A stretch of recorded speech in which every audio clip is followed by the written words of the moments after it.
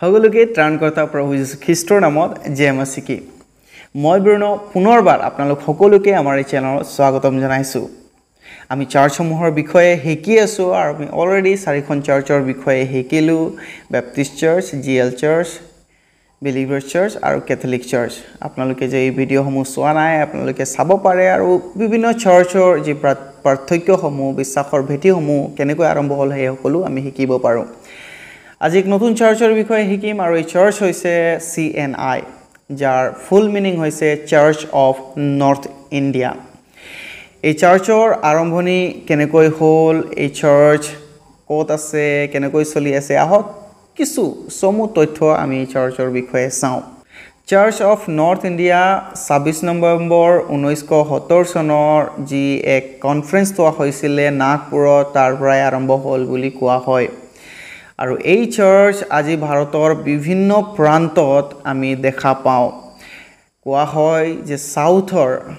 4টা ষ্টেটক এৰি আজি প্ৰায়ভাগ ষ্টেট বিলাকত আজি এই চাৰ্চে কাম কৰি আছে এই চাৰ্চৰ বিভিন্ন শাখা আৰু মণ্ডলীসমূহ আমি দেখা পাওঁ 1970 চনত স্থাপন হোৱা এই চাৰ্চ অকল সেই সময়তে যে ডাইৰেক্টলি স্থাপন হৈ গ'ল বুলি আমি পঢ়িবলৈ নাপাওঁ বা শুনিবলৈ নাপাওঁ এই চাৰ্চৰ যি ডিসকাশন বা আলোচনা ওয়ে এহেড 1918 চনৰ পৰাই আৰম্ভণি হৈছিল বুলি কিছুমান তথ্যত আমি পঢ়িবলৈ পাওঁ ইউনাইটেড চাৰ্চ অফ নৰ্থ ইণ্ডিয়াকে ধৰি বিভিন্ন চাৰ্চসমূহে 1918 চন তাৰ পাছত 1929 চন এই সকলো টাইম এণ্ড এগেইন তেওঁলোক আলোচনা কৰি আহিছিল আৰু অৱশেষত 1970 চনত প্ৰায় 6খন মান চাৰ্চ আৰু ডিনোমিনেশ্যন লগ হৈ এক নতুন ডিনোমিনেশ্যনৰ আৰম্ভণি কৰিছিল যাক CNI Church of North India বুলি কোৱা হয় আৰু সেই 6খন ডিনোমিনেশ্যনৰ ভিতৰত দ্য চাৰ্চ অফ ইণ্ডিয়া যিনেকি এংলিকান চাৰ্চৰ আছিলে লোকসকল আজি অসমত আমি এংলিকান চাৰ্চৰ বিষয়ে বহুত কমেই শুনিবলৈ পাওঁ কিন্তু আপোনালোকে যদি সাউথ ফালে মুভ কৰিব এংলিকান চাৰ্চ আমি দেখিবলৈ পাওঁ অৰ্থডক্স ফেইথৰ সৈতে Anglican Church তাৰ পাছত আমি দেখিবলৈ পাওঁ the Church of Brethren United Church of North India Baptist churches আমি দেখিবলৈ পাওঁ Methodist churches the Disciple of Christ এই 6খন ডিনোমিনেশ্যন চাৰ্চসমূহ লগ হৈ এক হৈ ইউনাইট হৈ এক নতুন চিন্তাধাৰা এক নতুন পৰিচয়ৰ দিশ তেওঁলোক ল'ব বিচাৰিছিল আৰু যাৰ ফলত আজি CNI চাৰ্চৰ স্থাপন হোৱা বুলি আমি দেখিবলৈ পাওঁ Of course এনেকৈ বহুতো লোকসকল আছে যিসকলে ক্ৰিটিসাইজ কৰে তেওঁলোকে কয় যে অলৰেডি প্ৰত্যেক চাৰ্চ বিলাকৰ হুকিয়াকৈ নিজৰ পৰিচৰ্যা চলি আছিল বেপ্টিষ্ট চাৰ্চৰ তেওঁলোকৰ নিজৰ পৰিচৰ্যা আছে চাৰ্চ অফ ইণ্ডিয়া এংলিকান বিলাকৰ নিজৰ পৰিচৰ্যা ব্ৰেডাৰেন আৰু মেথডিষ্ট বিলাকৰ নিজৰ পৰিচৰ্যা কিন্তু কিয় আন এক ডিনোমিনেশ্যন বা চাৰ্চৰ স্থাপন কৰাৰ প্ৰয়োজন আছিল তেওঁলোকে কয় যে ইয়া জাস্ট কিছু লোভৰ কাৰণে বা নিজৰ স্যাটিসফ্যাকশনৰ কাৰণে বা কিবা এটা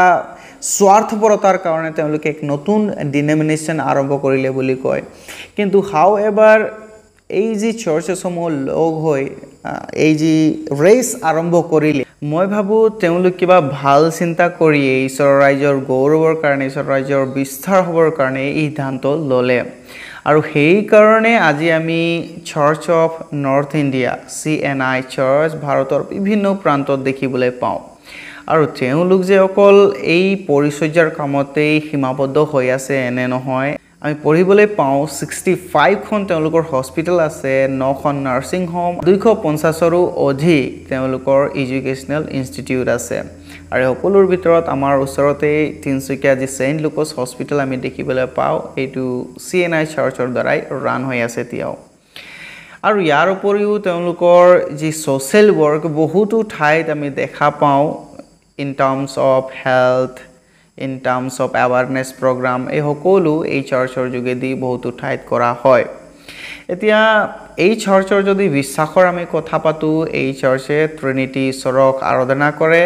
Father Son and Holy Spirit তেওঁলোক লিটাৰ্জিক্যাল worship আমি দেখা পাওঁ লিটাৰ্জি তাৰ মানে এক কিতাপ য'ত নেকি সাৰ্ভিসৰ অৰ্ডাৰ থাকে উপাসনাৰ অৰ্ডাৰসমূহ থাকে আৰু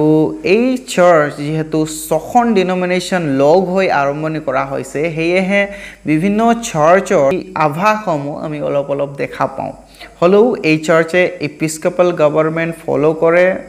এপিস্কোপাল চাৰ্চ হয় তাৰ মানে বিশপসকলেই এই চাৰ্চ গভৰ্ণ কৰে আৰু সিদ্ধান্তসমূহ লয় এটা বডি আছে বিশপ কাউন্সিল যিসকলে নেকি সিদ্ধান্তসমূহ লয় এতিয়া এই চাৰ্চৰ এক ডাঙৰ ডিফাৰেন্স আমি দেখা পাওঁ হেয়া হৈছে উইমেন অৰ্ডিনেশ্যন মহিলাসকলক অৰ্ডিনেশ্যনৰ বাতৰি বা কিছু নিউজ আমি পঢ়িবলৈ পাওঁ এই চাৰ্চৰ যোগেদি CNI চাৰ্চে উইমেন অৰ্ডিনেশ্যন প্ৰিষ্টলি অৰ্ডিনেশ্যন আৰু ইভেন বিশপ অৰ অৰ্ডিনেশ্যনো আমি এক নিউজত পঢ়িবলৈ পাইছোঁ এয়া কিমান দূৰ সত্য বা প্ৰুফ এই সকলো মোৰ ওচৰত নাই কাৰণ তেওঁলোকৰ যি অফিচিয়েল ৱেবছাইট CNI হেয়া ব্লক হৈ আছে পঢ়িব পৰা নাই কিন্তু বেলেগ যিকোনো আৰ্টিকেল নিউজত পঢ়িবলৈ পোৱা হৈছে যে উইমেন অৰ্ডিনেশ্যন তেওঁলোকৰ আছে এতিয়া এই সকলো হৈ গ'ল ডক্ট্ৰিনেল ইস্যু আৰু এই চাৰ্চে বিশ্বাসৰ বেটি হিচাপে আমি সাক্ৰামেণ্ট যি সংস্কাৰ দেখা পাওঁ পবিত্ৰ প্ৰভুভোজ আৰু বাপ্তিস্মা তেওঁলোক অনুসৰণ কৰে ইয়াৰ উপৰিও তেওঁলোক যি নাইচিন ক্ৰীড তেওঁলোকে অনুসৰণ কৰে আমি পঢ়িবলৈ পাওঁ নাইচিন ক্ৰীড যি বিশ্বাসৰ ভেটি হিচাপে বহুত পুৰণি চাৰ্চৰ পৰা চলি আছে আৰু এতিয়াও বিভিন্ন চাৰ্চসমূহে অনুসৰণ কৰে এতিয়া এই চাৰ্চৰ যি সিম্বলৰ যদি আমি কথা পাতো আপোনালোকে চাব এক সাৰ্কেল আছে আৰু এই সাৰ্কেলটোৱে বুজায় অনন্তকাল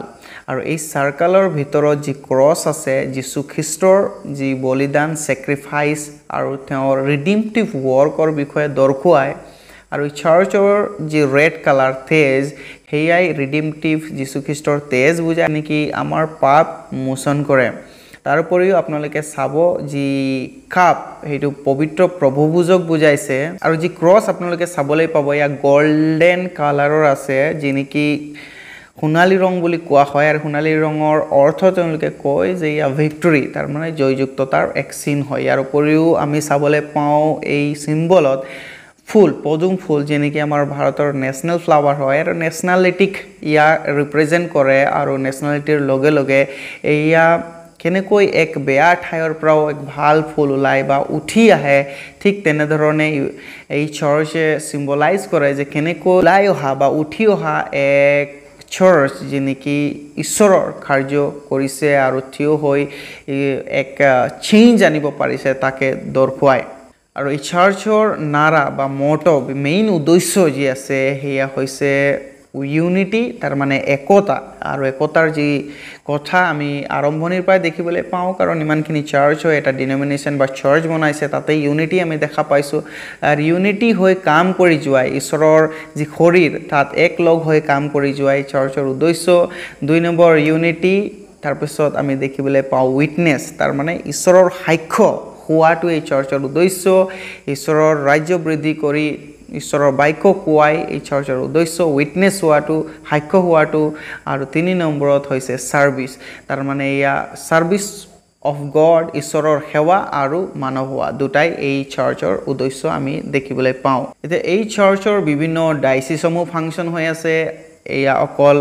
নৰ্থ ইণ্ডিয়াতে নহয় আজি নৰ্থ ইষ্টৰ লগে লগে বিভিন্ন প্ৰান্তত এই চাৰ্চৰ ডাইচিছ আমি দেখাবলৈ পাওঁ এটলিষ্ট 26 ডাইচিছ বুলি কোৱা হয় আৰু প্ৰত্যেকটি ডাইচিছৰে এক বিশপ নিযুক্ত কৰা হৈছে আৰু তেওঁলোকেই একচুৱেলি গভৰ্ণ কৰে ইয়াৰ উপৰিও প্ৰিষ্টসকলৰ অৰ্ডাৰ আছে প্ৰিষ্টসকলৰ আৰু ডিকনেছ সকলো আমি এই চাৰ্চৰ যি এটা সিস্টেমেটিক অৰ্ডাৰ তাক আমি দেখা পাওঁ আৰু যেনেকৈ কৈ গলো অকল যে খ্ৰীষ্টানিটিৰ কাম কৰি আছে তেনে মানৱ সেৱা কৰি আছে বিভিন্ন ইনষ্টিটিউচনৰ সকলৰ যোগেদি আৰু বিভিন্ন যি সোশ্যাল ওয়াৰ্কসমূহ এই চাৰ্চৰ পৰা আমি দেখা পাওঁ হেহে এই চাৰ্চ আজি ভাৰতৰ বিভিন্ন ঠাইত নিজৰ অস্তিত্ব বা চিনাকি ৰাখিবৰ কাৰণে সক্ষম হৈছে চাৰ্চ অফ নৰ্থ ইণ্ডিয়া আৰু হেয়ে চাৰ্চ আজি church of South India CSI বুলিও কোৱা হয় চাৰ্চ সাউথ ফালে অফকোৰ্স এটো এটা ডিফাৰেন্ট সেক্ট হয় কিন্তু জাস্ট সিমিলাৰলি এই CSI আৰম্ভ হৈছে মই আশা কৰিছো এই সমু আভাস আপোনালোকে জানিব পাৰিলে চাৰ্চৰ বিষয়ে আৰু যদি আপোনালোকে কিছু নতুন কথা জানে বা চাৰ্চৰ বিষয়ে কিবা গভীৰ কথা জানে ডেফিনেটলি আপোনালোকে আমাৰ হৈতে শেয়াৰ কৰিব যাতে আমি হিকিম আৰু আমিও নো ডিফাৰেন্ট চাৰ্চৰ যি কথাসমূহ হিকি আমি ইউনিটিত একলগ হৈ আগবাঢ়িব পাৰো আমি দেখা পাওঁ এই চাৰ্চৰ মেইন মটো ইউনিটি কিমান 1918 পৰা আৰম্ভ হৈছে ইউনিটিৰ কথাটো আৰু আজি তাৰ ইম্পৰ্টেন্সটো আমি বুজি পাইছো যে চাৰ্চেছ ইউনিটি হোৱাটো কিমান প্ৰয়োজন আছে অফ কোৰ্স মই কোৱা নাই যে আমি এটা ডিফাৰেন্ট সেক্ট বা ডিফাৰেন্ট ডিনোমিনেশন আৰম্ভ কৰিব লাগে নিজৰ ঠাইতে থাকি যে আমি কিমান ইউনিটি আজি প্ৰয়োজন আছে তাক আমি আজি অলপ হলেও আমি অনুভৱ কৰিছো যে খ্ৰীষ্টানিটি ইউনাইট হোৱাটো কিমান প্ৰয়োজন আছে আৰু এই চাৰ্চ CNI চাৰ্চৰ এটা মটো এটা উদ্দেশ্য হৈছে ইউনিটি তো মই ভাবো এই চাৰ্চে মেইন লিড ৰোল লোৱা প্ৰয়োজন যে ইউনিটি কেনেকৈ প্ৰমোট কৰিব পৰা যায় আজি চাৰ্চসমূহত তেওঁলোকৰ যি মেইন উদ্দেশ্য পাহৰি যোৱা দেখা গৈছে তেওঁলোকৰ মেইন উদ্দেশ্য মেইন মটো আৰু যি ষ্টেটমেন্ট সমূহ থাকে মিশন ষ্টেটমেন্ট আজি ভ্ৰান্তি হোৱা দেখা গৈছে তো আহক যি সকল এই চাৰ্চৰ মেম্বাৰ হয় আমি প্ৰাৰ্থনা কৰিম যাতে তেওঁলোকে লিড ৰোল ল'ব তেওঁলোকৰ যি উদ্দেশ্য ইউনাইট হোৱাটো অফ কোৰ্স সকলো চাৰ্চৰে এটা উদ্দেশ্য থাকিব লাগে যে ইউনাইটেড কাম কৰাটো কিন্তু যেতিয়া তেওঁলোকে এটা ভিজিবলি হিচাপে ষ্টেটমেন্ট ৰাখিছে তো আমি প্ৰাৰ্থনা কৰিম যাতে চাৰ্চে এক ইউনিটি আৰু হাৰমনি আনিবৰ কাৰণে সক্ষম হ'ব আৰু ঈশ্বৰে সহায় কৰিব ঈশ্বৰে সকলোকে আশীৰ্বাদ কৰক